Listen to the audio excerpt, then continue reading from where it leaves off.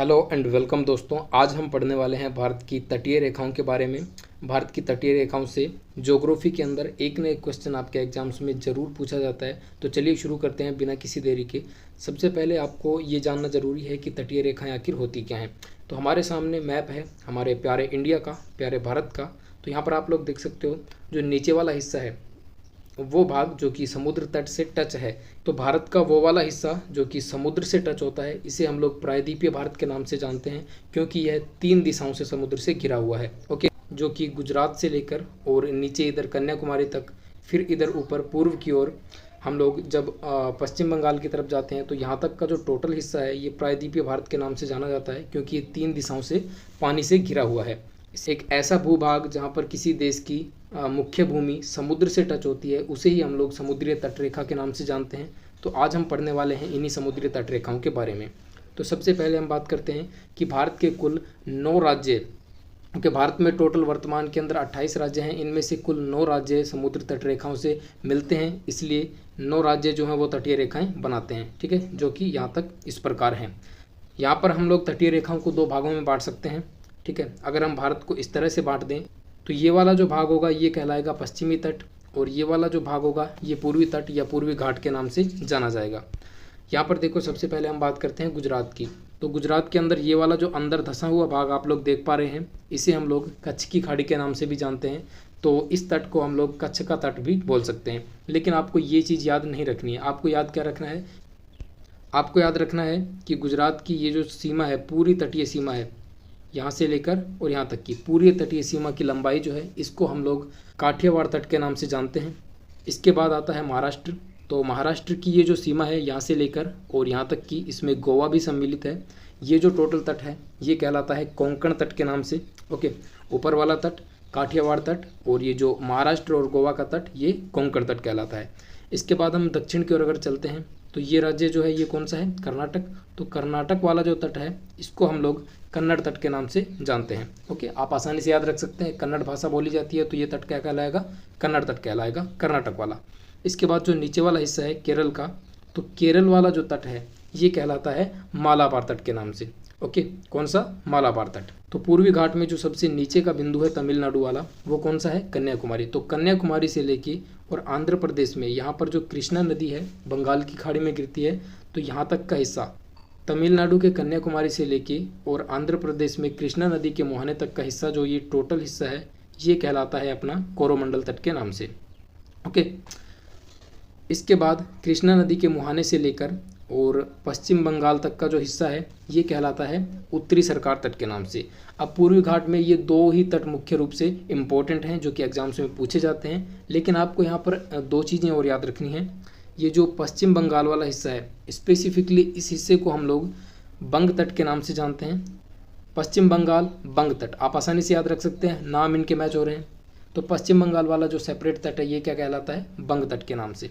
इसी तरह से ये जो आंध्र प्रदेश वाला तट है इसे हम लोग अगर अलग से देखें तो ये वाला तट क्या कहलाएगा? गोलकुंडा तट के नाम से ये वाला जाना जाता है। ठीक है, इसे आप याद रखेंगे, गोलकुंडा तट।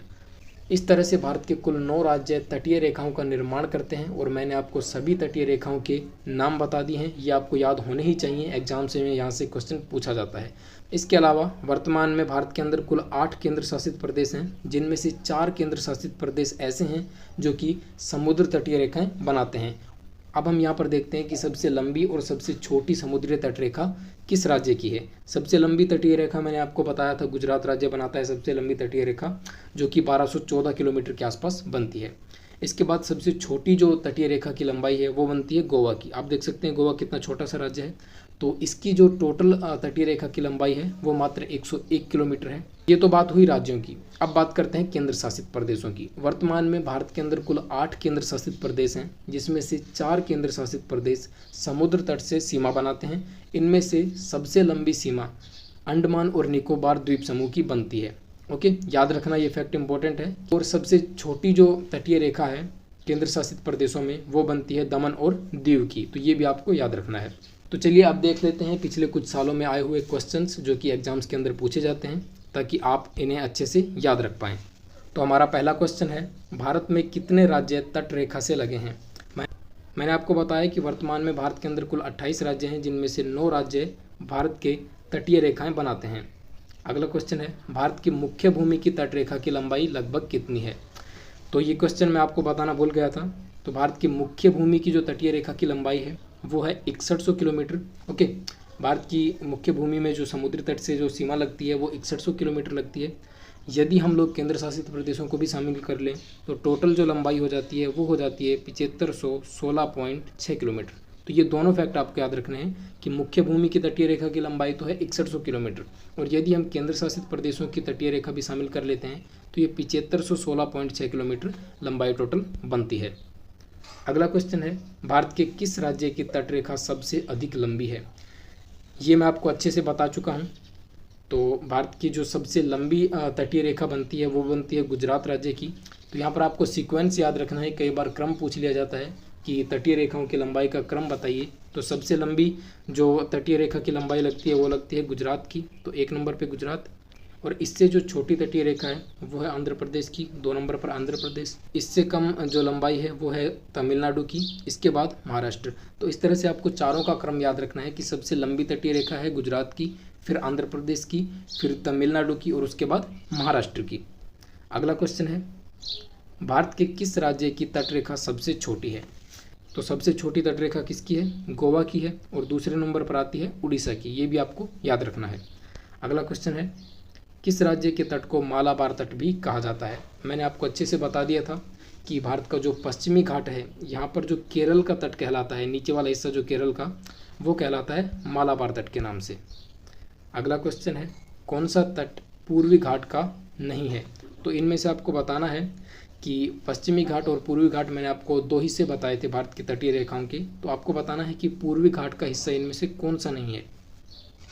ये देखो, कोरोमंडल तट जो है वो मैंने आपको बताया था, नीचे जो तमिलनाडु से लेकर, ठीक है, तमिलनाडु के कन्याकुमारी से लेकर और कृष्णा नदी के मुहाने तक का हिस्सा कहलाता है कोरोमंडल तट। तो ये तो बिल्कुल पूर्वी घाट में है, बिल्कुल राइट आंसर है। और इसके बाद देखते हैं उत्तरी सरकार तट। ये कृष्णा नदी के मुहाने से लेकर पश्चिम बंगाल तक का जो हिस्सा है वो कहलाया था उत्तरी सरकार तट। तो ये भी पूर्वी घाट में आता है।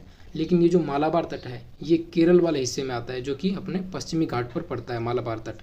तो ये अपना जो है ये पूर्वी घाट में नहीं आएगा, बल्कि ये पश्चिमी घाट में आएगा। तो यहाँ पर आंसर क्या होगा? Option number B. अगला क्वेश्चन है, कोंकण तटरेखा कहाँ पर स्थित है? कोंकण तटरेखा जो कि महाराष्ट्र में स्थित है, महाराष्ट्र और गोवा दोनों की सीमा रेखा जो है समुद्र तट से लगने वाली, वो कोंकण तटरेखा के नाम से ही जानी जाती है। अगला क्वेश्चन है, भारत में सबसे छोटी तटरेखा वाला राज्य कौन सा है? आपसे पूछा है कि भारत में सबसे छोटी तटरेखा वाला राज्य कौन सा है। इसका आंसर मैं आपको पहले भी बता चुका हूँ, गोवा जो है इसकी तटरेखा सबसे छोटी है। उसके बाद दूसरे नंबर पर आता है पश्चिम बंगाल, जिसकी तटरेखा सबसे छोटी है। भारत में सबसे लंबी तटरेखा वाला केंद्र शासित प्रदेश कौन सा है? भारत में सबसे लंबी तटरेखा अंडमान और निकोबार द्वीप समूह की लगती है, तो ऑप्शन नंबर ए राइट होगा। अगला क्वेश्चन है, भारत में सबसे छोटी तटरेखा वाला केंद्र शासित प्रदेश कौन सा है?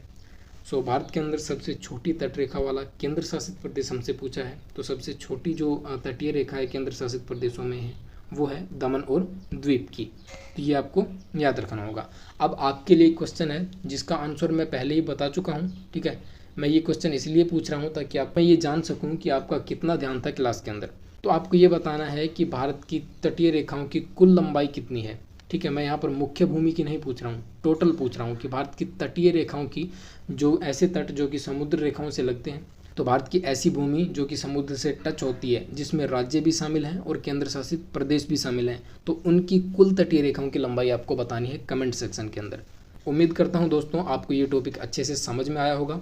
ऐसी ही इंपॉर्टेंट वीडियोज़ के लिए चैनल को सब्सक्राइब करके नोटिफिकेशन बेल को ऑन कर लेना। मिलेंगे नेक्स्ट वीडियो में, तब तक के लिए वंदे मातरम, जय हिंद एंड बाय।